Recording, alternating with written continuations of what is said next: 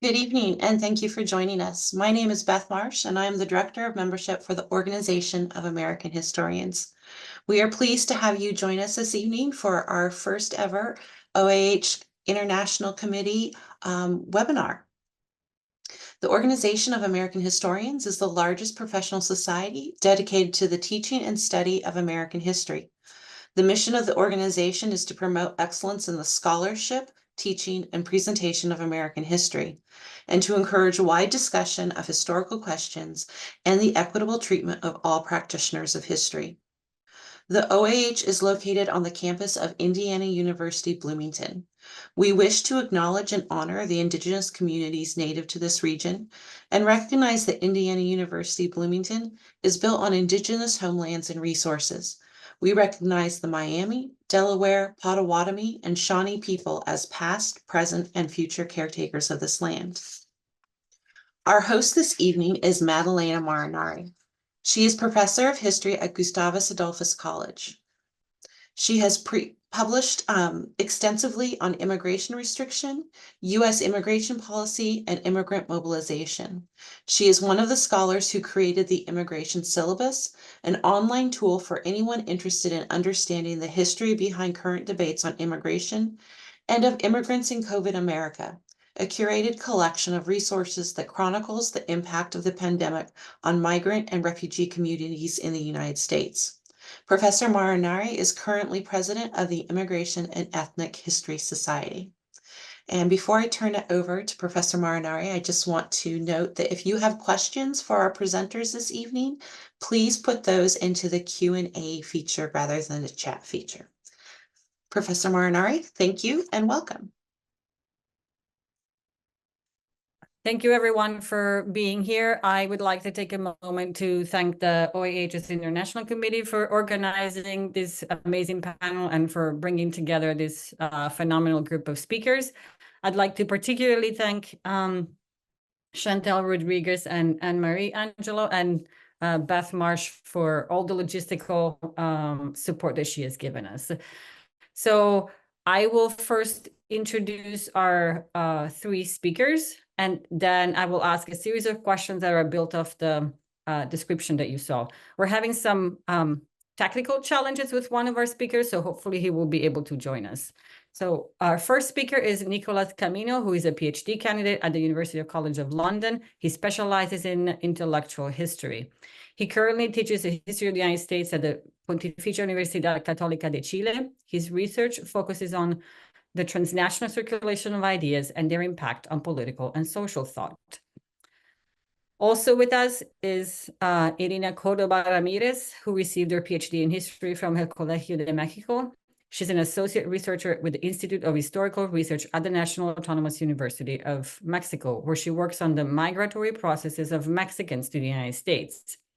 In addition to publishing several articles and book chapters, she's the author of Agricultural Development and Political Agreements in Northern Mexico, the recruitment centers of the Bracero program from 1947 to 1964. This book came out in 2023. She has also published Manuel Paño, The Paths of a Moderate Liberal. This book came out in 2006. Last but not least, our last speaker is Yu Tokunaga, who is Associate Professor of History at the Graduate School of Global Environmental Studies at Kyoto University. His first book, Transborder Los Angeles, An Unknown Trans-Pacific History of Japanese and Mexican Relations, was published by the University of California Press in 2022. So Irina and Toku, if you wouldn't mind, turn on the camera so that our audience can see your beautiful faces. I have 4 questions to begin with, and Toku will go first and Irina after, and if Nicholas will be able to join us, then he can go last. And we'll follow that order for every question that I'll be asking. And as Beth mentioned, please feel free to type your questions as you think of them and as you're inspired by what our speakers are going to say. So my first question is, how does U.S. immigration history look when it's examined from outside the United States? Okay, first I want to thank the OAH International Committee for organizing this event, and thank you all for being here today. So for the first question, when we examine U.S. immigration history from, in my case, from a Japanese perspective, we need to use Japanese language sources and find documents preserved in Japan. In migration history, foregrounding the immigrant agency is crucial to understanding their lived experiences and structural problems of racism, capitalism, and the nation-state system. Japanese language sources show us the agency of Japanese immigrants in a transnational context because they were economically, culturally, and politically connected to both the United States and their homeland, Japan. From such a transnational perspective, we can see the American West as the east of Japan across the Pacific Ocean, and the Japanese immigrants in the United States as immigrants from Japan. And more importantly, through Japanese language sources, we can see not only the power of white supremacy, but also Japanese immigrants' own racial and national ideology in relation to white Americans and other ethnic minorities in the United States. In other words, when examined from outside the United States with non-English primary and secondary sources, U.S. immigration history naturally becomes transnational U.S. migration history.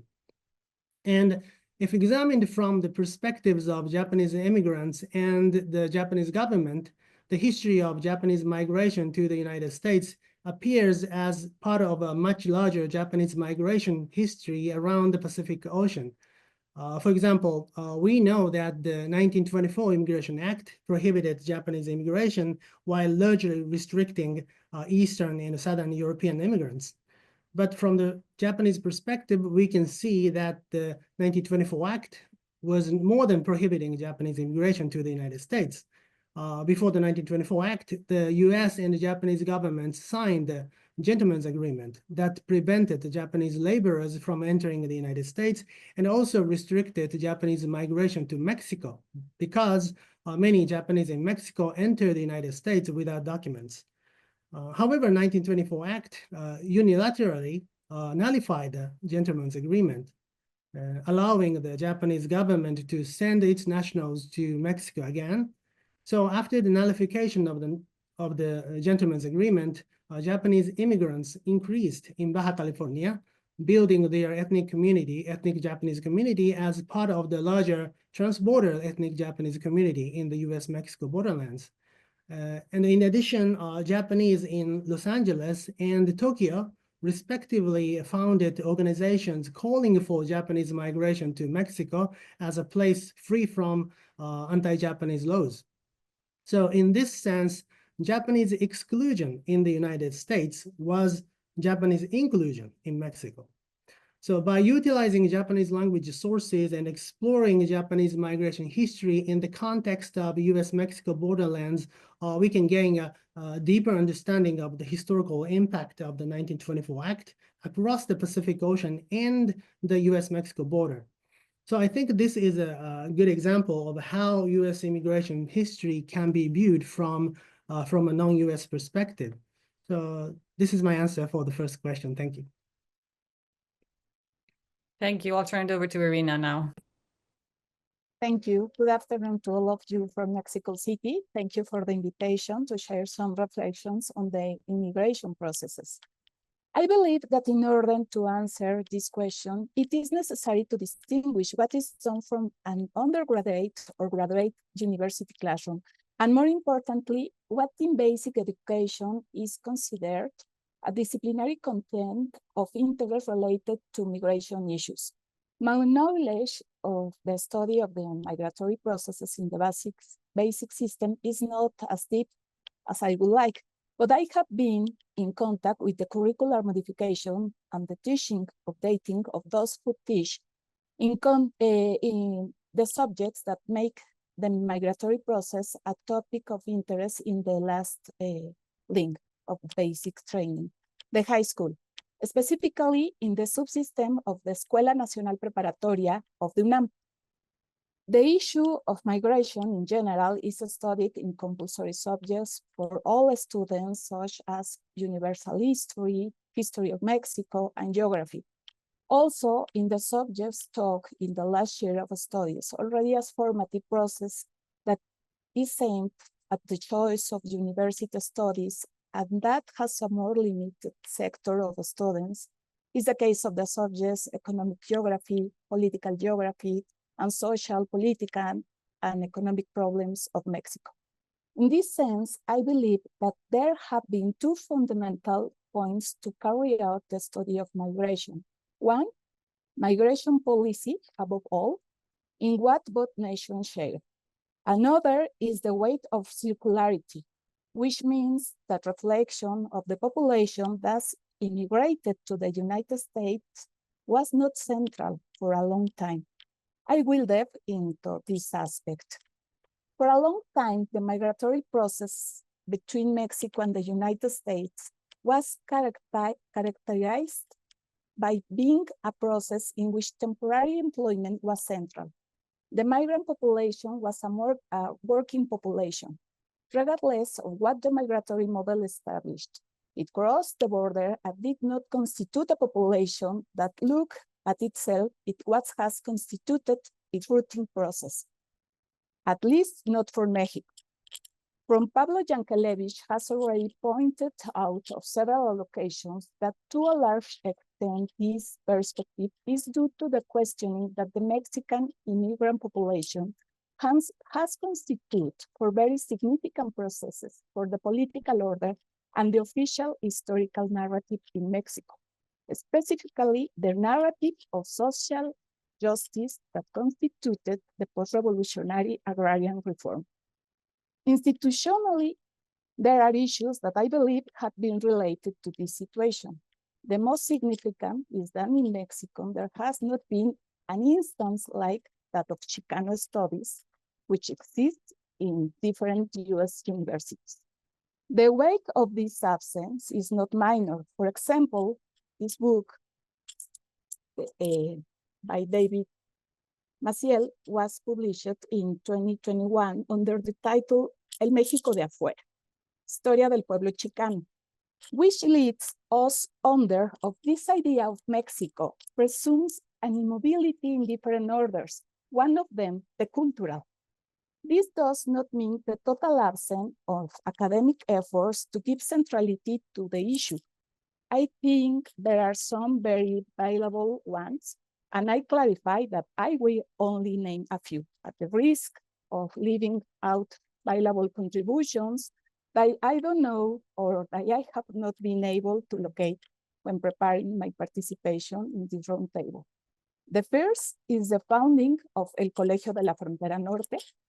And here we must point out the works of Jorge Bustamante first within El Colegio de México, and then those of the Center for Border Studies of Northern Mexico, which finally in 1986 took the name of COLEF. Another is the creation of the Center of Research of North America, at UNAM, founded in 1989 as the Center for Research of the United States of America. In 1993, it expanded its research objectives to Canada, then taking the name CISAN.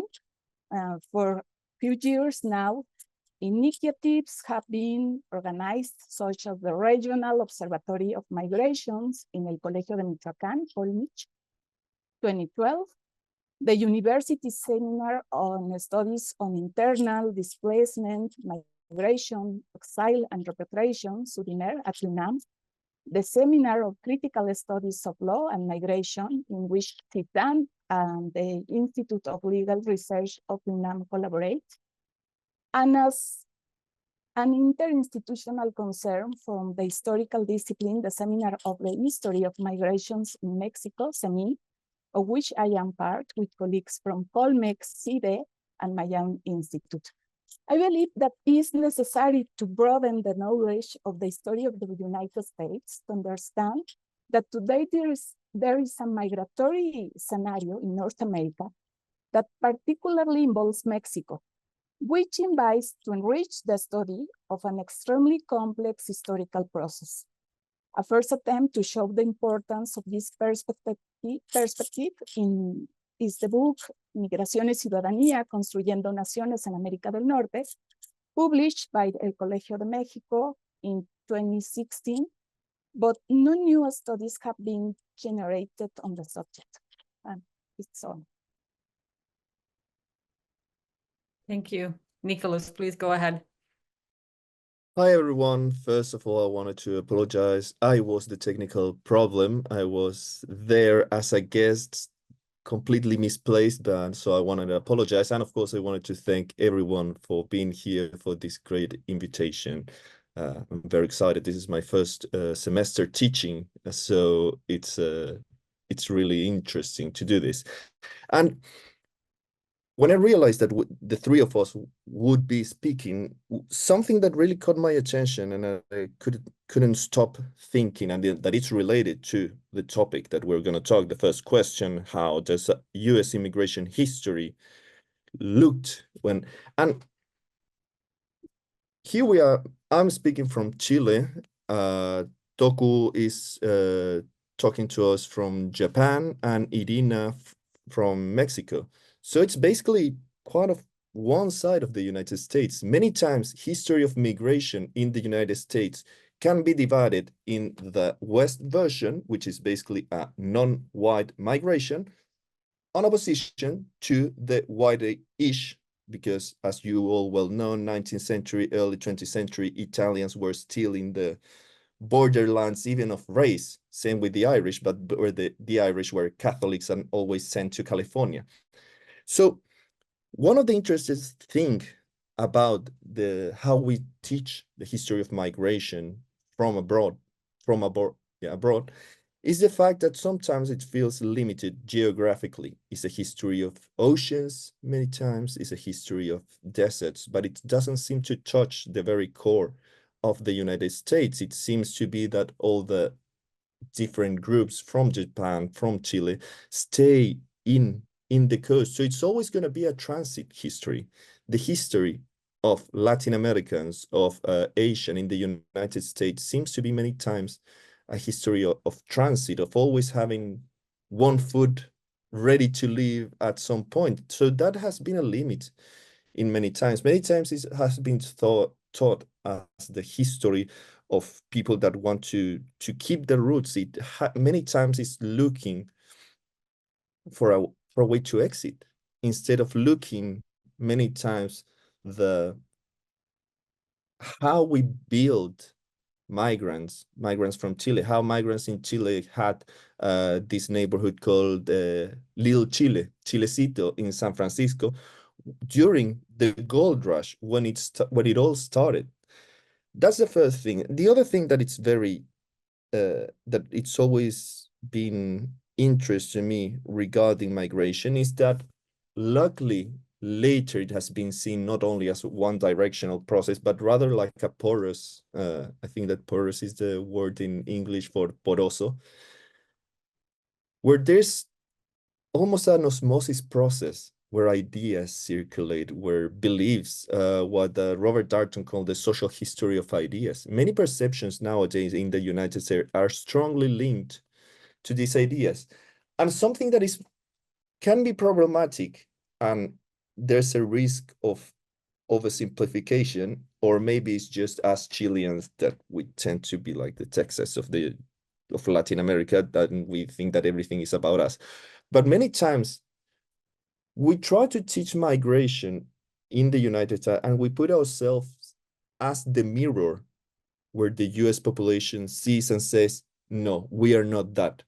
We many times start presenting ourselves as the other. And I want to be very clear. There are strong histories of exclusion, and not even histories of exclusion. There's still a lot of exclusion nowadays.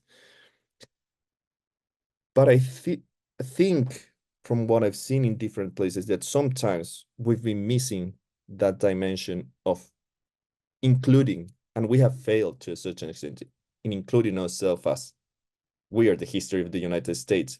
Why other groups, Italians, Germans, Irish, feel very comfortable with that position, and we migrants from other places sometimes are like in this borderland. Sorry, I think I overdid my time, but thank you. Thank you, everyone. I'm already learning immensely from all of you, especially I like thinking about how sources, right, in other languages can reshape and change the history of US immigration history so deeply, and not just offer transnational perspectives, right, but entirely different narratives of that are not necessarily of exclusion, right? I like what Toku and Nicolás were saying. So the next question is this: how does your research contribute to current debates on current US immigration policy and practice? So we get to hear what you guys are working on. This will be exciting. And then we'll transition to a question about teaching. And we'll follow the same order. Toku will go first, then Irina, and then Nicolás. Thank you. All right. So if my research can give some insight into current debates on immigration, it would not be much about US government policy per se, but more about the importance of immigrant workplaces and interethnic interactions in times of crisis, which was one of the central themes of my book, Transborder Los Angeles, published 2 years ago. So my book focuses on interethnic interactions between Japanese and Mexican immigrants in Los Angeles farmland from the 1920s to 1940s, based on trilingual research in Japan, Mexico, and the United States. So my book details two large-scale strikes of Mexican farm workers against Japanese tenant farmers in the Great Depression years. The first strike, the El Mone Berry strike in 1933, evolved from a local interethnic conflict into an international problem in which anti-Japanese sentiment traveled across the US-Mexico border. And this strike involved the Japanese and Mexican governments, as well as Mexican nationalists and Japanese immigrants in Baja California, Mexico. And the second strike, the Venice Celery Strike in 1936, saw an interesting development because their interethnic conflict prompted efforts among some Japanese farmers toward mutual understanding, such as making an agreement with Mexican strikers against the anti-labor position of most farmers. So what I highlighted in my book is that in Los Angeles farmland, which was an immigrant workplace, there were moments of interethnic understanding and trust between Japanese, Mexicans, and also some white Americans, even in difficult periods of the Great Depressions and the Pacific War. So I argued in my book that their interethnic relations were not always dominated by the existing racial and class factors, but rather fluid and situational, thanks to their regular interactions, such as working together in the farmland. So immigrant workplaces often become sites of labor exploitation and racial discrimination.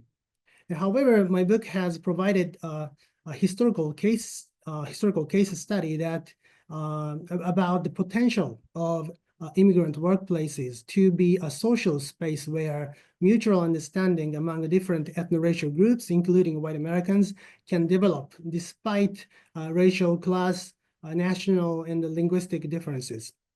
And today's immigration debates are increasingly divisive, largely because of the internet. This is why I think our lived experiences and everyday interactions at the grassroots level are increasingly important. I believe actual workplaces can do a lot to nurture empathy than cyberspace. So if my research can make any contribution to current issues, I think it would be great if public policy at the national and local levels highlight the historical importance of immigrant workplaces and help develop trusting relationships by protecting workers' rights while regulating harmful and fake comments about immigrants and other minorities on the internet. Thank you. Thank you, Toku. Irina, over to you. Yes, thank you. My interest in the process of labor migration of Mexicans in the last third of the 20th century. This necessarily implies the revision of the coexistence between newly arrived Mexicans, Mexicans-Americans of different generations, and people who were active in the Chicano movement, that is, people of Mexican origin who already have US citizenship rights. In addition to reviewing the legal framework related to nationality, an aspect of primary importance in my research is that of the change in agricultural labor legislation, which, despite the Fair Labor Standards Act of 1966 and the Migrant and Seasonal Agricultural Worker Protection Act of 1983, still has many areas of backwardness that, without a doubt, are racialized. Two more aspects have to do with current immigration practices. One has to do with the fact that migrations are not unidirectional.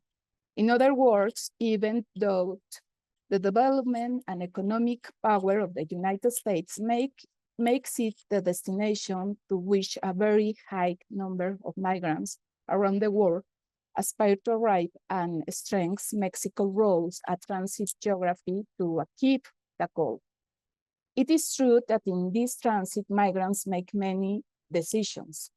One of them is related to the rhythms of the mobility processes. Arriving at the destination is interspersed with more or less prolonged stays in different spaces and involves the development of skills that have the plasticity of migrants at their core. This situation, therefore, implies the development of public policies in the face to the growing presence of people on the move, and there are many. It is not only a matter of strengthening the role played by migrant houses as places of shelter, but also the possibility for children in processes of mobility to access education, that in general, the people on the move have access to medical service if they require them, to mention just two aspects. At the same time, in the period of my research, under the figures of asylum and refuge, different Central or South American nationalities were able to take root in Mexico in the second half of the 20th century, expelled from the nations by processes of violence linked to the establishment of dictatorships, civil wars, genocidal actions. At the present time, violence, inequality, and backwardness have reactivated these mobility processes. Once again, the United States appears as the desired destination. But the rejection of application has once again raised questions about the legal framework that allows immigration in Mexico. Is the past, but also the present. Here it should be noted that today there are important differences between Mexicans by birth and Mexicans by naturalization. Those of us who are born Mexicans enjoy a law of no loss of nationality that allows us to have several nationalities, while those who are naturalized do not. They must even renounce their original nationality and could lose Mexican nationality if they reside more than 5 years outside of Mexico. It's very, very common. Thank you. Thank you, Irina. Go ahead, Nicolás. Thank you. And I have to admit at first this question is, my version is not going to be as maybe impactful as my peers here because, well, I mainly focus on intellectual history. But even though intellectual history, we sometimes forgot those elements, what my research, I think that might contribute is not giving answer, is not giving maybe examples, but asking the real questions. For example, how we redefine the spaces of encounter in migration is because I know that we have to say migration in the United States, it's a big word. It's a big word at many points when used, especially during the elections. Security, migration always go hand in hand. So the first thing that I think that my research actually can give is to open the real questions on, for example, the spaces, something that I mentioned before, but for example, what do we call the Pacific space? How do we think about, well, the other day I was reading some US magazine. I'm not gonna admit it was like a scene or something like that, but they put like migrant art or the mere concept of Latinx also, those are concepts about identity that intellectuals have been discussing for years and years. So at least from my research, and again, I'm more of a teacher than a researcher, in my opinion, what has been helpful is to try to understand these spaces that are not only spaces of encounter, but those that are actually built on many elements. For example, and this may sound like very far from reality, but even universities were built on migrants from Latin America, migrant ideas in many aspects. It's been very interesting for me to see a Lipstadt writing to Latin American intellectuals, inviting them, and then using all those arguments when he pushed for some changes in the California University. He took elements from Latin American professors that were in there creating the spaces. So again, I know that this may sound elitist to a certain extent because I'm talking about university professors, and I'm not going to play the oh, we're all migrants, we come from below. Of course, people that are university professors at that moment were basically rock stars in many senses. So, and in the terms of the practice, is at the very least to take out the notion of that we are basically indebted. Many times when we think about migration, it's basically like, and again with the universities, it's like, it's Latin American students coming and almost they're stealing our education to a certain extent. And it's not about that. Education in the United States has been built over the shoulders of migrants, not only students, because universities are spaces of encounter. Those are not limited to teaching spaces from the top to the bottom, but are constructed. Knowledge has been constructed by migrants in all different levels. Again, I'm sorry that as an intellectual history researcher, in other areas, more of a teacher, but from my personal perspective, that is what my research can contribute, I think. Thank you, Nicolás. Thank you all for this really valuable perspective. I would like to encourage people in the audience to submit their questions if they wish. And now we're going to kind of turn to teaching. Maybe Nicolás will be excited about this.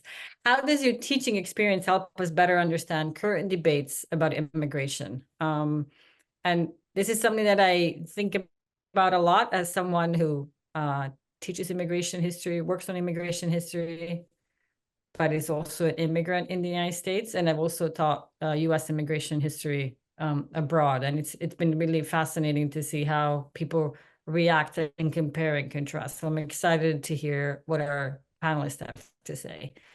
So as usual, Toku will go next, and then Irina, and then Nicolás. Thank you. Okay, so I teach US immigration history in Japan. So one important aspect of my teaching is to let students in Japan know that there are many historical experiences of Japanese as foreigners or immigrants or, or aliens ineligible to citizenship. As the first step to understand the history of immigrants in any country. In my case, students learn a lot about US immigration history, but at the same time, they get interested in histories of migration in Japan or other countries. So, and my teaching experience in Japan does not directly tell much about the current debates about immigration, such as, for example, US government policy toward asylum seekers coming across the southern border. But from my teaching experience, I feel hopeful about young people. And I think it's important to understand how young people think and act on current immigration issues and how we should help them learn and think critically. And as students in Japan have different opinions on immigration, it does not matter whether they agree with liberal or restrictive immigration policy, but what matters is whether they are prepared with enough fact-based information and historical knowledge before making their judgment on immigration. And most students I have taught in Japan are eager and sincere to learn about the facts and history of immigration in Japan or in the United States, and engage in meaningful and constructive discussions as far as my experience is concerned. And in addition, some students are interested in civic engagement activities that support people in need of especially education, including immigrants. And I have been working as a volunteer with a group that provides educational support to immigrant children in Japan. Now, I started to do this volunteer activity as a graduate student 14 years ago, and we have been helping these children to do homework and prepare for high school entrance exams or do their, whatever related to school. And when I talk about our volunteer group before undergraduate students in my classes, some of them almost always get interested and say, I want to know more about it, or I want to join. And there have been, and also now there is a college student of Latin American origin who received support in our group. And now he says he wants to join us as a volunteer to help other immigrants to study Japanese. And last year, my friends and I opened a nonprofit night school that provides educational support for people in need, such as adults, including those in their 80s who could not receive education when they were children because of the poverty or other reasons, and the young people who find it difficult to go to school, daytime school today, and the people with disabilities, and also immigrants. Again, when I talk about this, nonprofit night school in my classes, some students get interested and soon join our activities as volunteers. So I'm impressed by how quick and active they are in learning, the history of immigration, at the same time interacting with people and working as volunteers as the grassroots level. So I feel that my work as a historian is not only doing research and making scholarly contributions in the field of U.S. immigration history, but also connecting college students with the actual social space where people with different backgrounds spend time together and nurture empathy toward others. And I believe that either in Japan or in the United States, creating these grassroots spaces where young people can join can gradually increase or at least maintain the number of people who understand that immigrants or asylum seekers are the same human beings. And there are reasons why many immigrants have no choice but to leave their countries. So my teaching experience has shown me the potential of sort of young people and the importance of creating such a social space of working together and living together. So this is not about understanding current debates on immigration, but about understanding what social space we need in our real lives before engaging in current debates. So this is my answer. Thank you. Thank you, Toku. Irina, please. We're getting some interesting questions, so hopefully we have a little bit of time to touch on them. Okay. Here, my first concern has to do with the spaces in which debates on immigration processes take place. I think that a very important point is to underline that the interests and opinions about migratory processes are in different sectors of the population, not only in the government or in academia.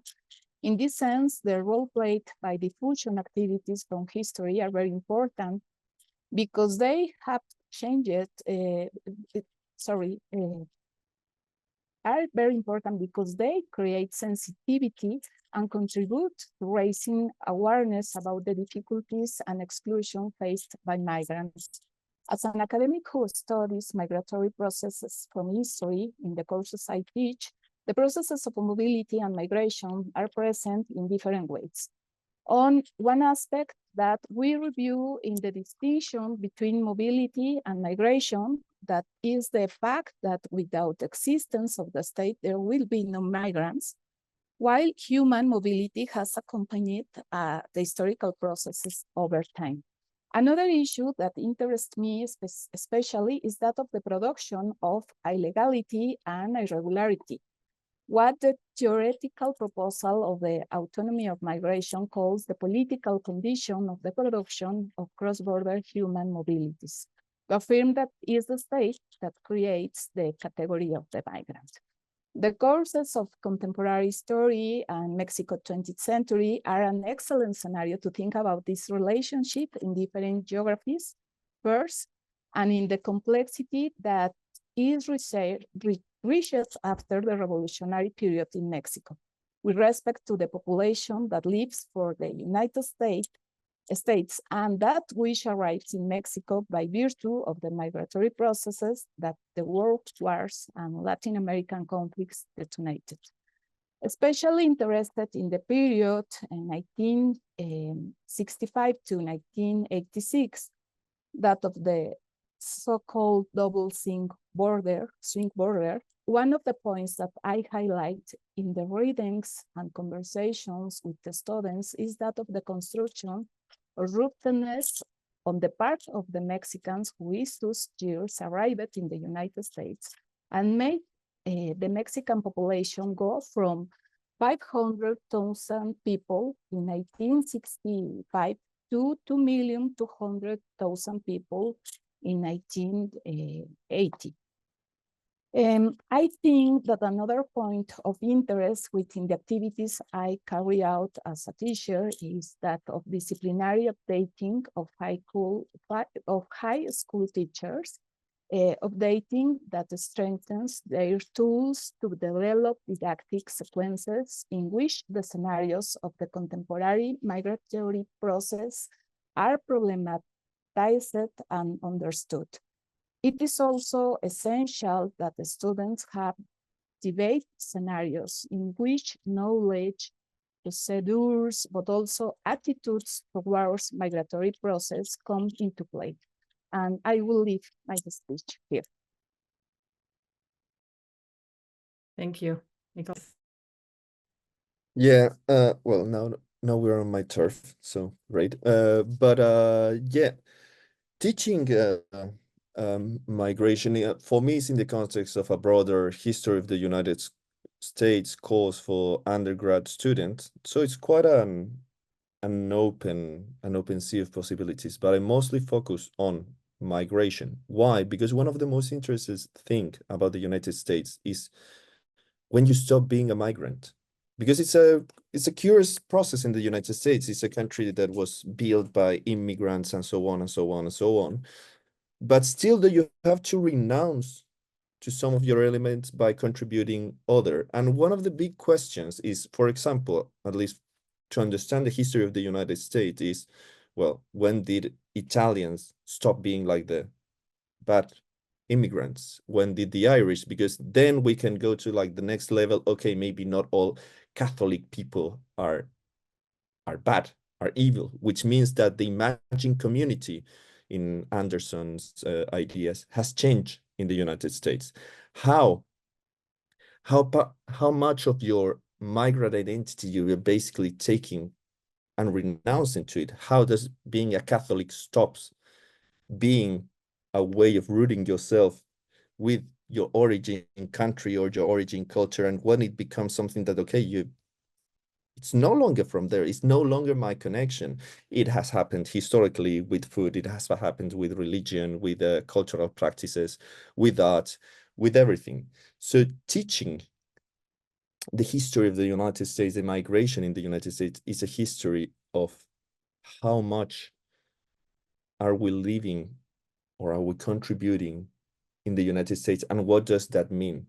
It means that we're losing part of our identity. It means that we are building ourselves in there. And that has been a long debate from the start of the United States, even, and especially, for example, the time where, as it seems that probably one of the states that has been more studied from the migration, at least the Pacific, is of course California. Okay, when did California actually became this kind of state? When did migrants stop being the migrants? Where there's the construction? And maybe here Toku could help me, because even the fact that in the Nikkei, the different generations of Japanese in the United States were labeled different, and many times I remember some students saying, so it's like they are becoming less Japanese, or they're evolving some students, and I'm really thinking about his grades and future, was like, oh, so it's like a Pokemon. And I was like, no, it's not an evolutionary process, it's a generational element, but it's still self-identity. Same with that happened with Chileans. And the fact that many concepts of our identity, even the ones that are left, the ones that are still in our countries. We live in a globalized world. The United States, even like it or not, is their responsibility. But for example, it happened to me, and I hope that I'm not like poking a bear with the stick, but the mere, for example, concept of the idea of Latinx. I don't know if other participants in here, but it sounds so American in many senses. And I would love if people can ask outside the United States, non-migrants can be defined Latinx, and then we could go on the whole transnational turn of history, all the spaces. But just to close it, what I think that my teaching has been or I would like to think that it contributes, is that my students have the idea that migration is gonna change yourself, not in the sense necessarily that you lose something, like you have to just become like the other. I know that many of my students are probably gonna travel or whatsoever, but rather not to sound like Kennedy, what you can bring to a country, but how much of your identity is put in there. How much, and it's a question that should be done everything, how much do you bring to the imagined community, to the practices and everything? Sorry for if it took too long. No, thank you, everyone. This was amazing. Someone asked me about my experience teaching both in the United States and I taught in Germany immigration history. So I'll be very brief, but I think what's fascinating to me, building on what actually all of our speakers were saying, is what stands out in the US when I teach US immigration history is very different than what stands out in another country. Like I often had question about birthright citizenship, right? Because it's not usual common in Europe. I also get questions about how the influence between US policies outside of the United States, and not necessarily just in sending countries, but on other receiving countries, right? And then, of course, as Toku was referencing, there's often self-reflection, right? So how are we similar or different to what the United States is doing in terms of policy, rhetoric, integration? And so you kind of have to, when you teach US immigration abroad, you kind of have to read up a little bit on, okay, what are the policies in the country that I'm teaching in, so that you can compare and contrast, right? And so, but we don't have a lot of time. We got amazing questions, and I feel like this panel could have been 2 hours, but I'm going to ask one, hopefully two. And so I ask my panelists to be brief. So this question comes from Sophia. Have you found any interesting archives about immigrants in the United States? And can you give us an example of one archive in the US that was particularly important to your research? Okay, thank you. So one of the archives I liked the most in the United States is the special collections at the California State University at Dominguez Hills. And there I found land lease contracts between Japanese tenant farmers and landowners, land companies. And the reason why I liked these documents is because these documents don't have narratives.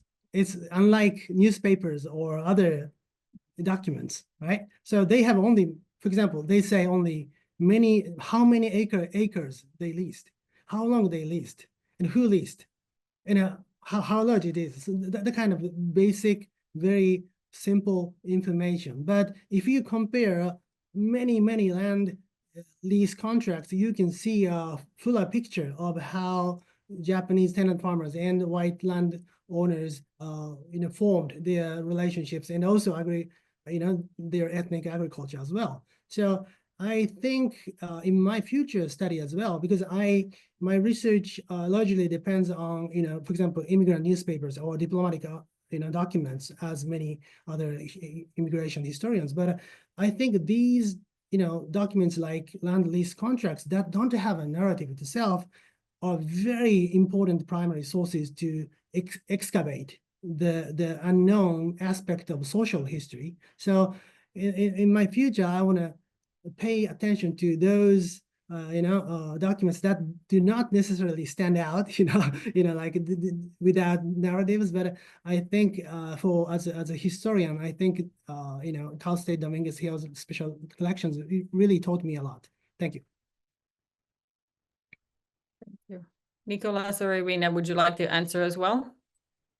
Yes, Go I ahead. think Ernesto Galarza papers at Stanford University and Bracero Archive, because it has the voice of the migrants, is different to the government source, allows confrontation, is the very value source. Thank you.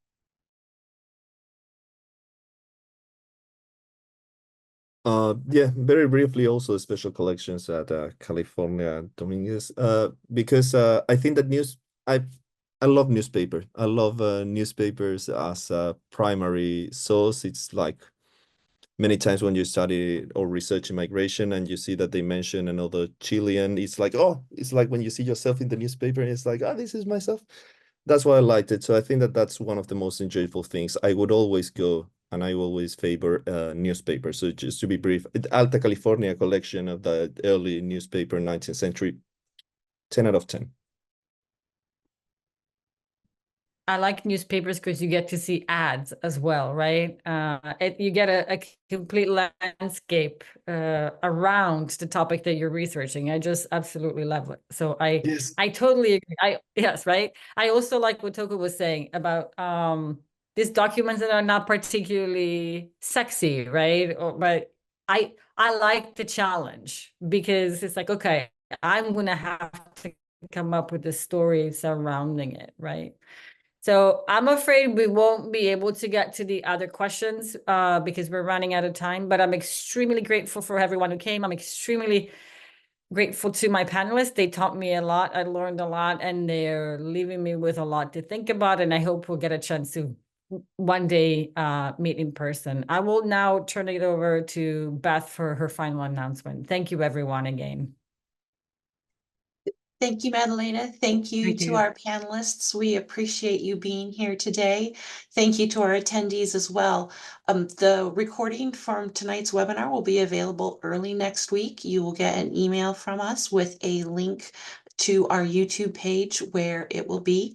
I'd like to invite you to join us for our next Future of the Past webinar, which is next week on Wednesday, October 9th at 6 p.m. Eastern.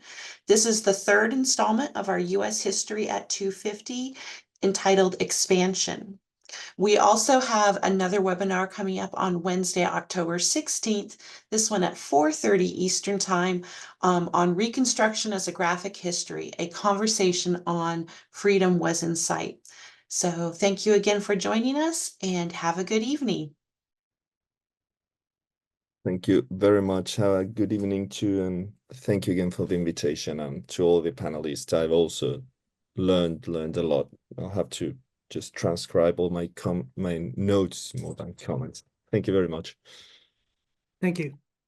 Thank you. See you.